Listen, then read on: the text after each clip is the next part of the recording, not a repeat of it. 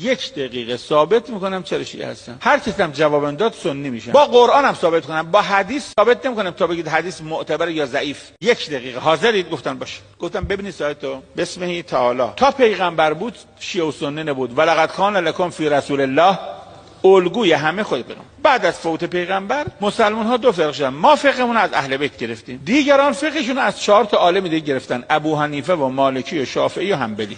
من که فقهمو از اهل بیت گرفتم 3 تا آیه دارم.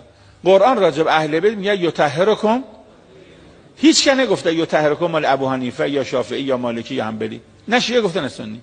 پس من یطهرکم دارم، یعنی معصومن. 2 اهل بیت قرن اول بودن. 4 تا عالم شما ابو حنیفه و شافعی و مالکی قرن دوم هجری از مادر متولد شدن. ما 1 قرن جلوتریم. قرآن میگه والسابقون السابقون. 3 تمام اهل بیت شهید شدن. یکی از آیت الله شما شهید نشد. قرآن میگه فضل الله المجاهدین. 1 دقیقه متموم شد.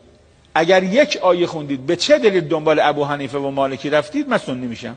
و تو تلویزیون پاکستان هم اعلام میکنم که قرائتی شیعه اومد پاکستان سنی شد. آقا چند صد تا استاد دانشگاه وهابی همچی شدن. ما حرف داریم و استدلال هم داریم.